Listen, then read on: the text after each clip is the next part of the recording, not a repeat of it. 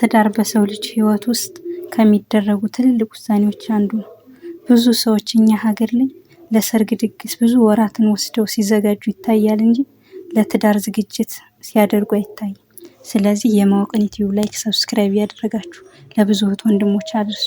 ይህ የሁላችንም ችግር ነው። እኛ ወጣቶች ማህበረሰብ ይህ ችግር ቀርፈን ቤታችንን ራሳችንን ሰላም እናድርግ። ሰላምታ በያላችሁበት ይድረስ ብያለሁ። ራስን ቤተሰብን የሚያድነው ቅድመ ትዳር እንደቀጠለ ነው። ዛሬ ደግሞ ራስን ማዘጋጀትን እናያለን። ሌላን ሰው ከመቀበላችን በፊት ራሳችንን አግኝተናል ወይስ ራሳችንን ለይተን አውቀናል? እሱ ምንድነው ካላችሁኝ፣ ስሜታችን መቆጣጠር እንችላለን ወይ? ቁጣ ሲመጣ መናገር እንችላለን ወይ?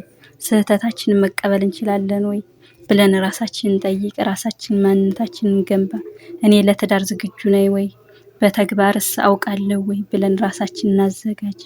ትዳር መያዝን፣ ትዳር መምራትን፣ ትዳር ኃላፊነት ነው። ትዳር ፍቅር ብቻ ስላልሆነ እሱን እወጣለሁ ብለን ራሳችንን ጠይቅ። እሴትና እምነታችንን እንወቅ።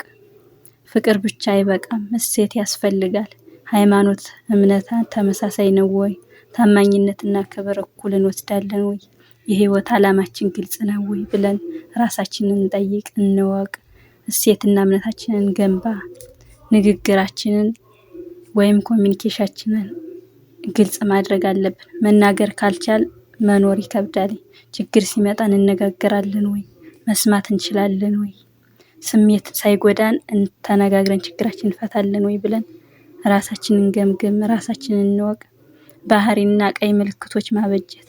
ዛሬ የምታየው ነገ የምንኖርበት ባህሪ ስለሆነ ዛሬ የምናየውን ባህሪ ራሳችንን መገንዘብ፣ ማወቅ።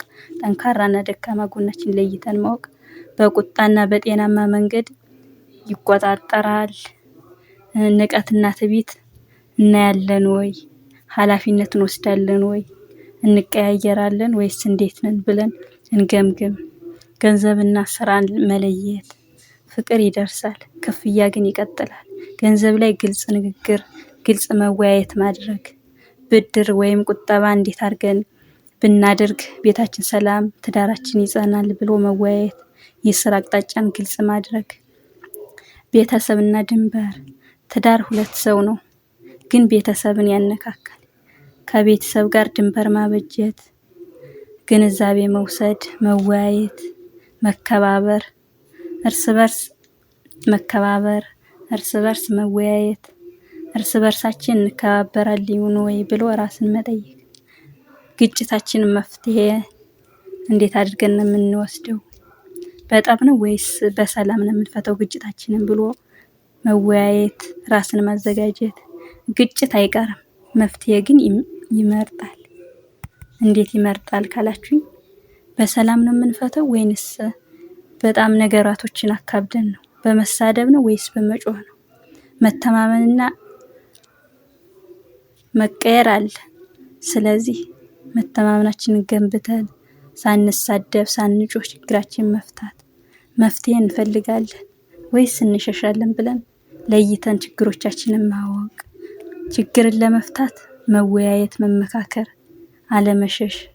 ነገራቶችን ተጋፍጦ በመወያየት በመመካከር ሳይጮሁ ሳይሳደቡ ችግርን መፍታት።